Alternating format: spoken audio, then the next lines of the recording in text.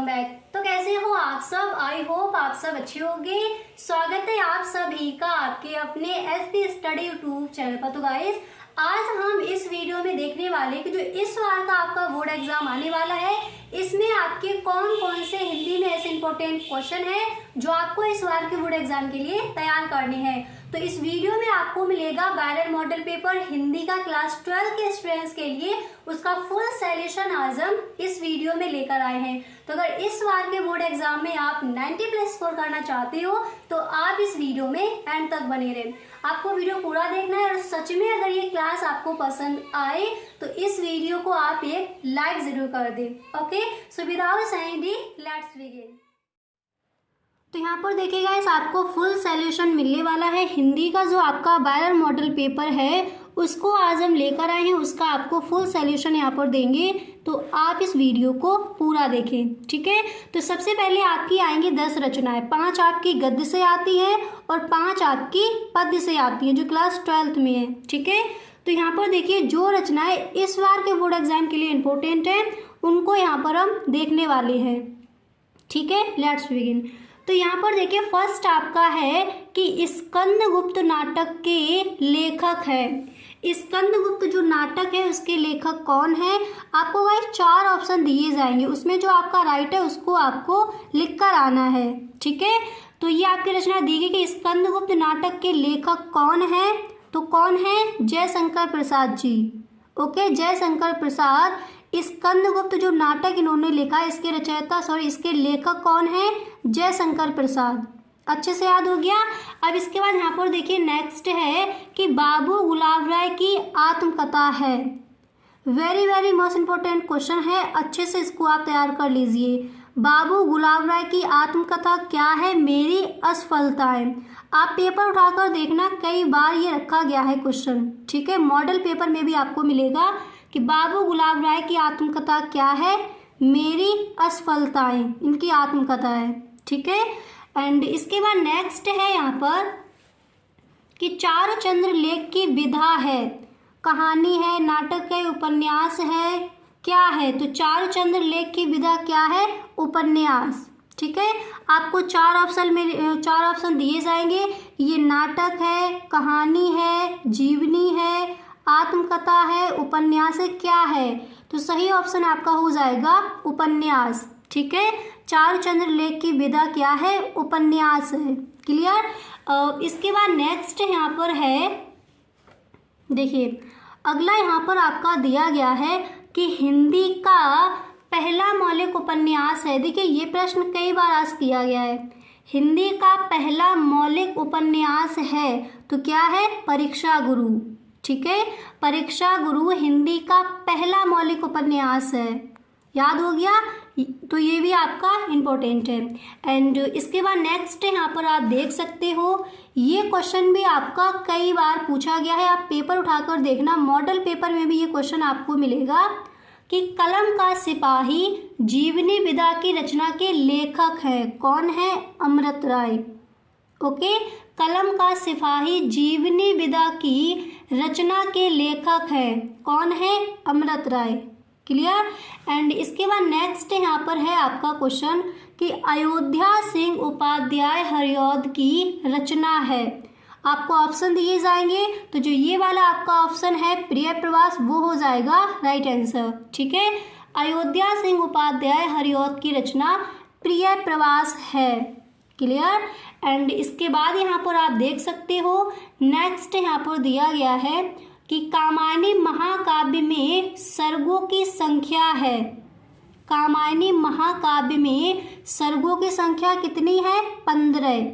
ये जो आपका ऑप्शन दिया जाए वो हो जाएगा राइट, ठीक है। तो कामायनी महाकाव्य में सर्गों की संख्या कितनी है? 15 है।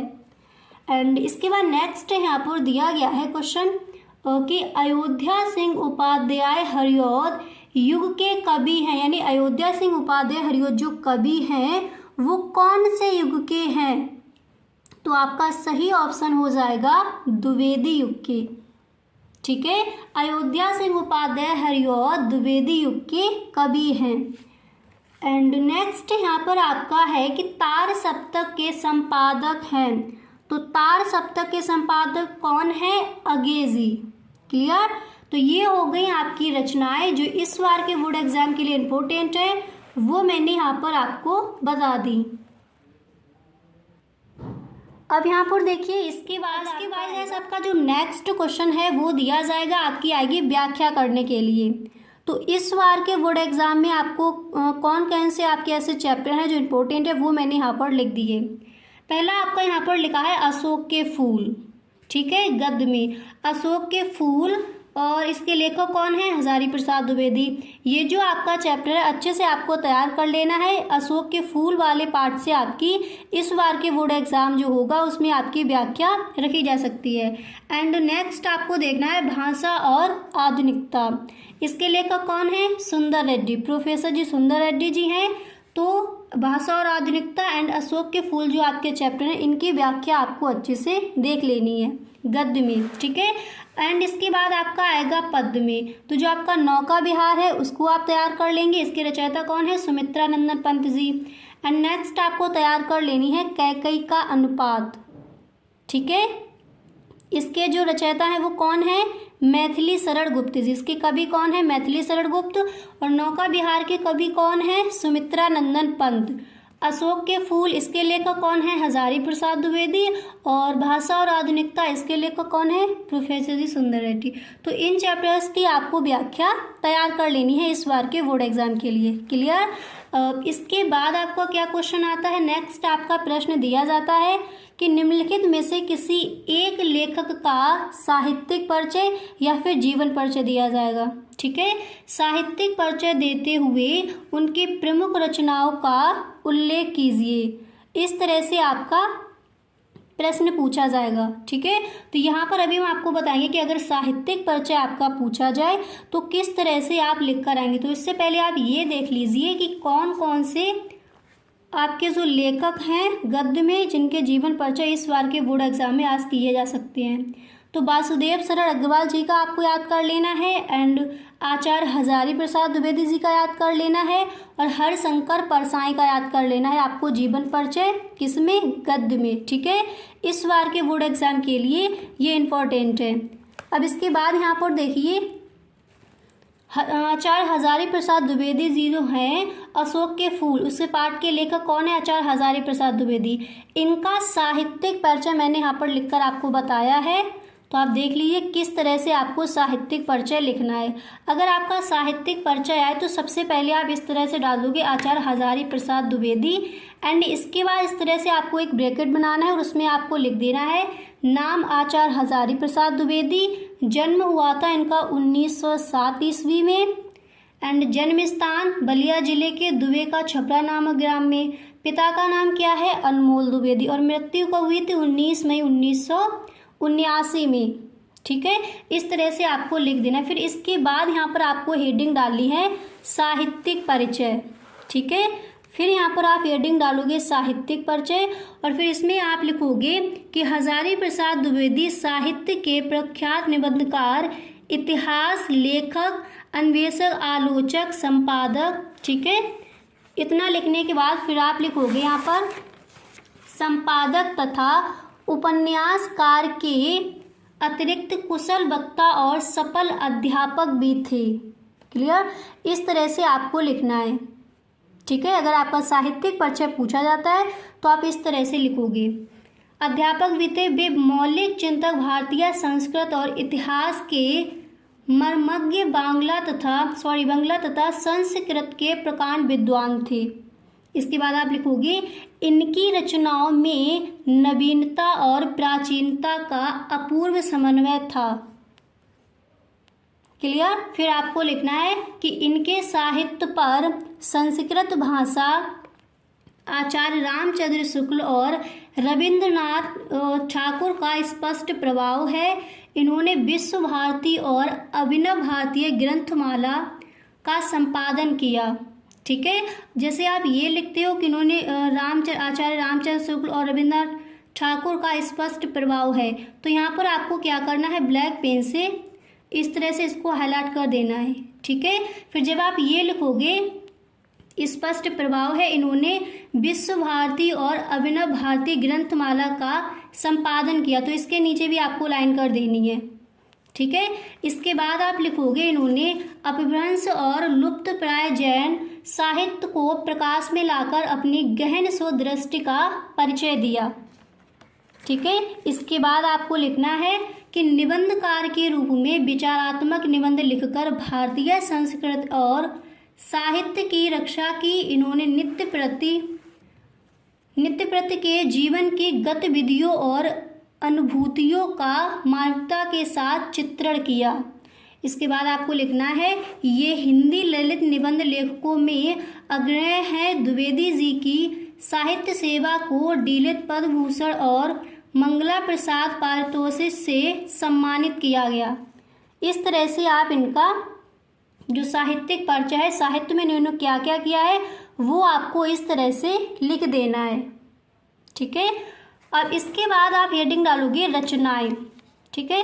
फिर आप इसमें लिखोगे कि आचार्य द्विवेदी का साहित्य बहुत विस्तृत है। इन्होंने अनेक विधाओं में उत्तम साहित्य की रचना की, ठीक है। इसके बाद आप लिखोगे इनकी प्रमुख रचनाएं निम्नलिखित हैं। पहले आपको यहाँ पर लिखना है निबंध संग्रह, फिर इसमें आप लिखोगे अशोक के फूल, कुटक, विचार प्रवाह, विचार और वितर्क, ठीक है। अब यहाँ पर इसके बाद आप देख सकते हो, इसके बाद यहाँ पर आपको हेडिंग डालनी है आलोचना, ठीक है। आलोचना साहित्य में इन्होंने क्या लिखा है, सूरदास, कालिदास की लालित योजना, कबीर, साहित्य सहचर, ठीक है। एंड इसके बाद यहाँ पर आपको लिखना है इतिहास। तो इतिहास में इन्होंने क्या क्या लिखा है, हिंदी साहित्य की भूमिका, हिंदी साहित्य का आदिकाल, हिंदी साहित्य, ठीक है। इसके बाद आप हेडिंग डालोगे उपन्यास। तो कौन कौन से इनके उपन्यास हैं, बाणभट्ट की आत्मकथा, चारुचंद्र लेख, पुनर्नवा, ठीक है। इस तरह से आपको लिखना है। अब यहाँ पर देखिए, फिर आप यहाँ पर नेक्स्ट हेडिंग डालोगे साहित्य में स्थान, ठीक है। फिर इसमें आप लिखोगे कि आचार्य हजारी प्रसाद द्विवेदी जी हिंदी गद्य के प्रतिभाशाली रचनाकार थे। इन्होंने साहित्य के इतिहास लेखन को नवीन दिशा प्रदान की, ठीक है। इतना लिखने के बाद फिर आप लिखोगे वे प्रकांड विद्वान, उच्च कोटि के विचारक और समर्थ आलोचक थे। गंभीर आलोचना, विचार प्रधान निबंधों और उत्कृष्ट उपन्यासों की रचना कर। इसके बाद आप लिखोगे कि द्विवेदी जी ने निश्चय ही हिंदी साहित्य में गौरवपूर्ण स्थान पा लिया है, ठीक है। नेक्स्ट जो आपकी एंड में हेडिंग पड़ेगी साहित्य में स्थान, उसमें आप इस तरह से लिख दोगे।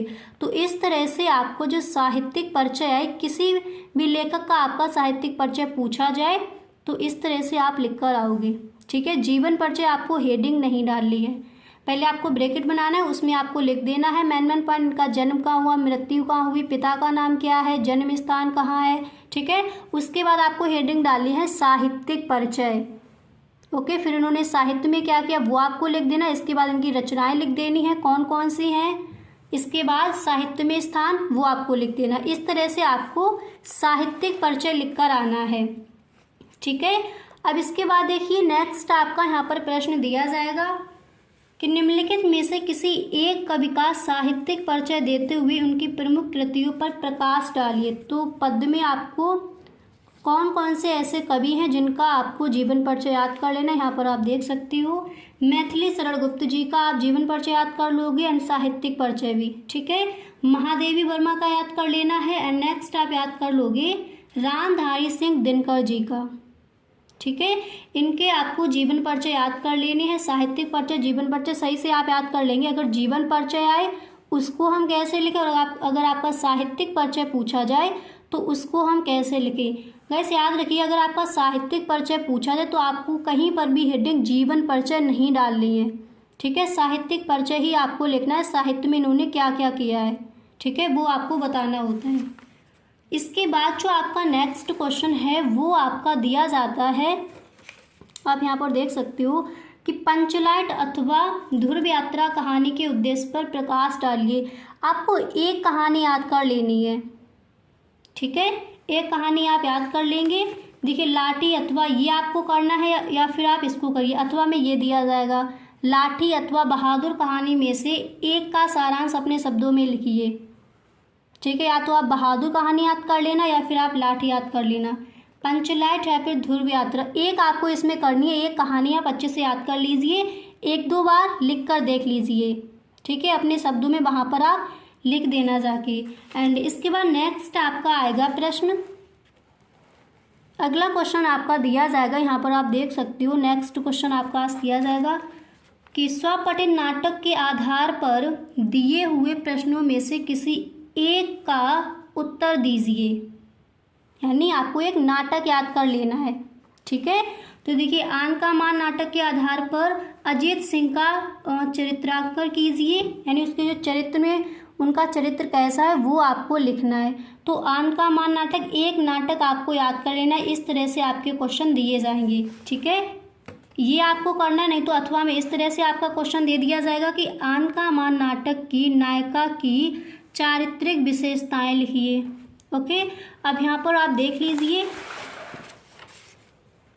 इसके बाद अगला क्वेश्चन यहाँ पर आपका दिया गया है। नेक्स्ट आपका क्वेश्चन होगा कि स्वपठित खंड काव्य के आधार पर किसी एक खंड के एक प्रश्न का उत्तर दीजिए। तो आपको कौन सा वाला करना है, ये वाला। श्रवण कुमार खंड काव्य के आधार पर प्रथम सर्ग की कथावस्तु लिखिए। ठीक है, एक उसमें आप अपना चॉइस कर लीजिए, अच्छे से उसको लिख कर देख लीजिए एक दो बार, फिर उसी को आपको वहाँ पर जाकर लिख देना है। ठीक है, इस तरह से। तो सर्ग जो है वो आपको याद कर लेने हैं। तो यहाँ पर आप देख सकते हो, इस तरह से आपको लिख कर आना है। ओके, यहाँ पर इसको आप देख सकते हो। क्लियर? तो गाइस इतना आ जाएगा आपका खंड का में। ठीक है, इसके बाद आपका आता है खंड खा। ओके, वो हम देखेंगे नेक्स्ट वीडियो में। अगर आपको सच में ये वीडियो पसंद आया है तो आप इस वीडियो को एक लाइक ज़रूर कर दें। Okay, thank you so much.